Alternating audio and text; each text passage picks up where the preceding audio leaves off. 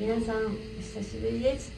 ちょっと忙しかったことと、あといろいろありまして、やっぱり年を取るとなんかすぐに怪我をしてしまいます。皆さんも気をつけましょう。ということで、まだ全然治ってはいないんですが、音楽の活動はちょいちょいしています。ということで、冬にぴったりな感じの曲でドローレス・デューランのカスチーゴを歌います。A gente brinda, diz tanta coisa que não quer dizer. Briga pensando que não vai sofrer, que não faz mal se tudo terminar.